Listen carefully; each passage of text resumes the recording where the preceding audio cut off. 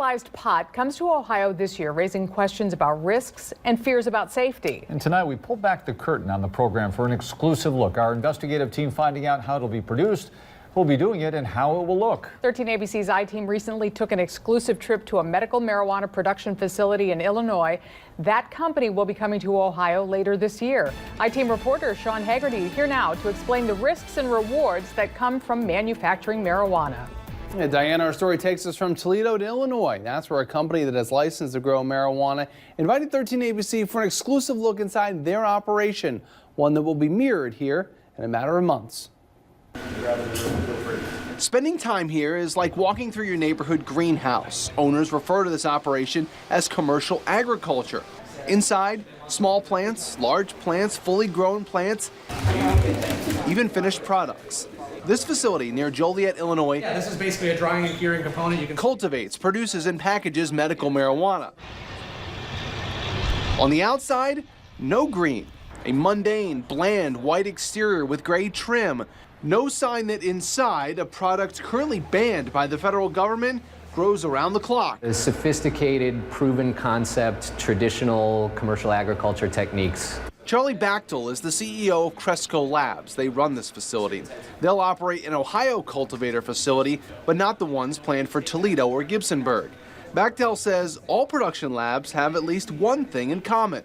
Equal amount has to go into engagement with the community, public awareness, public education, medical community education.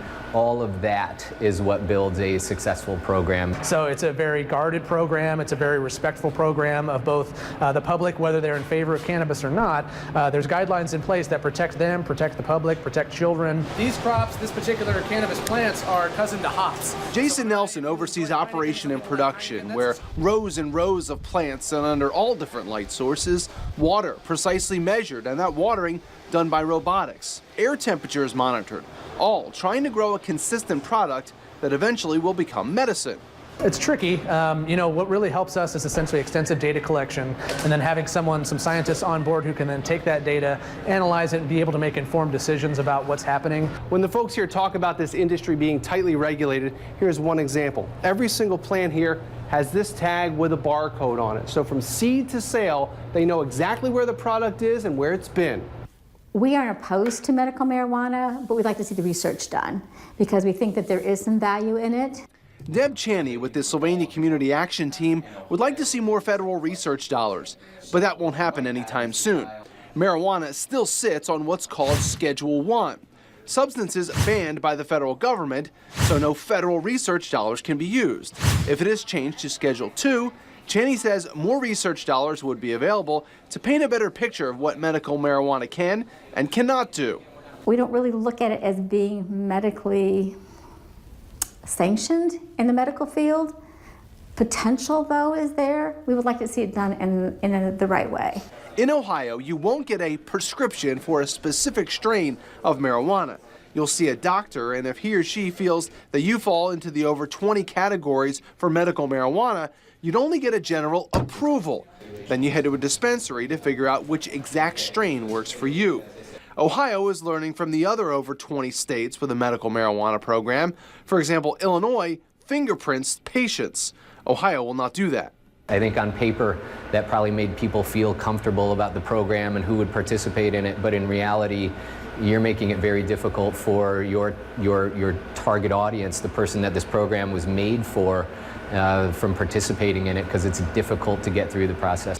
Bachtel says there's a stark difference between programs east and west of the Mississippi. He calls eastern programs like Ohio highly regulated and compliance focused. Ohio will be one of the few programs offering licenses to operators big and small.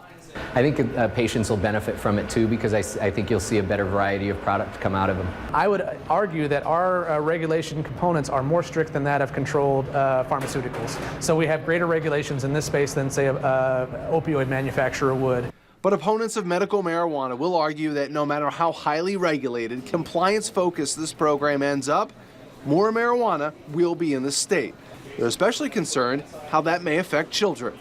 By having it passed as medical marijuana, we're kind of taking that like, well, it must not be that bad. because now they pass it as medical marijuana, and I have to go to a doctor to get a recommendation. So if he says it's okay, so that risk and that perception of harm, it really starts to go down. Whether you agree with it or not, by September, this will be Ohio's reality. Cultivators say Ohio will take lessons learned and turn all of this into the relief patients need. All right, so let's talk about some of the things you will not see, which includes the security. As you'd expect, there are cameras everywhere. There's also very strict rules and regulations on the delivery. All the route plans, in this case, are filed with the Illinois State Police. The time, destination, the contents inside, it's all logged. All the vehicles are tracked with GPS. Those vehicles also are not marked, not advertising what sort of product is inside. Lee, as you might expect, you wouldn't want to announce what's going down the streets. So you make the trip to this facility in Illinois, Sean. What might surprise folks about a production facility like this? They might not be aware of. Yeah, I think one of the biggest things I took away is that it's a very professional operation. As I've told people in the last couple of days, is get rid of the idea of all the bad, cheesy movies you've seen when it comes to marijuana in the past. This is people in lab coats, it's scientists, it's going to be a very professional operation, and it's a business. It's an agricultural business. So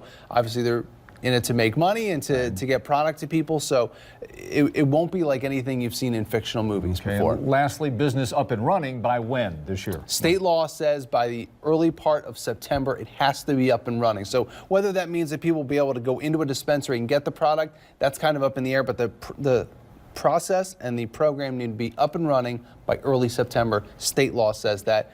It's not expected to change. Okay. Sean Haggerty, thanks very much. Yep. All right, Diane. New